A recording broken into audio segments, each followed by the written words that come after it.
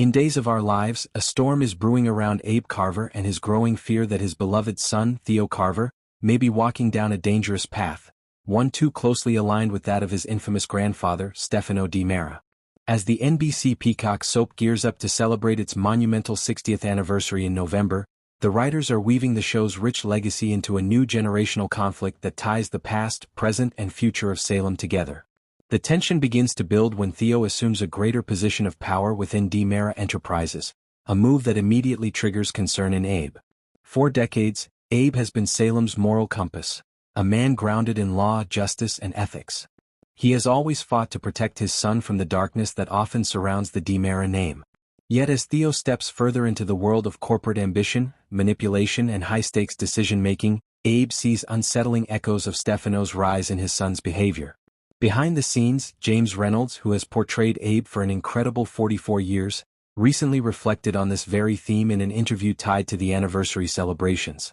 Speaking candidly about his long history on the show, Reynolds shared his thoughts on Stefano Di Mera's original creation and cultural impact. He recalled how Days of Our Lives in the 1980s mirrored the greed is good mentality of the era, an age when power, wealth, and dominance defined success, and villains like Stefano were both feared and admired for their commanding charisma. Reynolds described Stefano as a character born out of that era's fascination with excess. Stefano wasn't evil for evil's sake. He was a man consumed by his obsession with power, a reflection of a world intoxicated by wealth and ambition. Films like Wall Street and the global financial boom of that time painted greed as almost glamorous, and Stefano in many ways became the soap opera embodiment of that ideal. He was charming, persuasive, ruthless, and always a step ahead. Salem trembled when he smiled because that smile meant someone's world was about to collapse.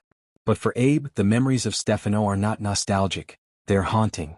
He remembers all too well how Stefano manipulated, lied, and destroyed lives in the name of power.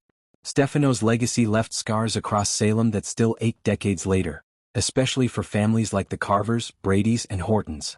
So when Abe sees Theo sitting in the Di Mera CEO chair, speaking with confidence about business strategies and corporate expansion, the proud father in him can't help but worry that power is seducing his son just as it once seduced Stefano. Theo, of course, is not Stefano.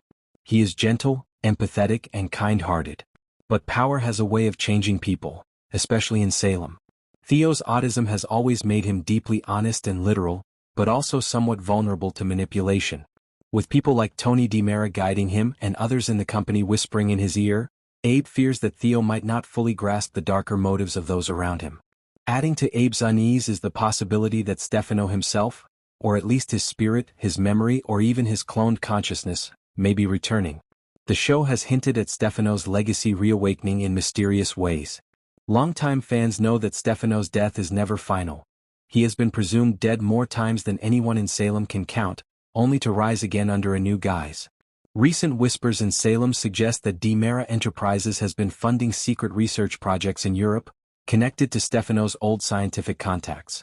Some fans even speculate that Tony Di Mera may be hiding something, perhaps an effort to resurrect his father in some new form, either biological or technological. James Reynolds' comments about Stefano's cultural and narrative significance add fuel to the fire. He reminded fans that Stefano's story was always about the pursuit of immortality, not just physical immortality but the immortality of influence. Even after death, Stefano's presence lingers in his descendants, his company, and his ideology. That is precisely what Abe fears most, not Stefano's physical return but his moral one. If Theo absorbs that same hunger for control, that same ability to rationalize manipulation as strategy, then a piece of Stefano will live on through him. As Abe's fears deepen, his paternal instincts intensify. Salem has seen Abe's Papa Bear mode before, but this time it's fiercer. He begins quietly investigating the Di Mera company operations, looking for signs that Theo might be involved in anything unethical. He questions Tony, confronts EJ, and even reaches out to Marlena Evans for insight, knowing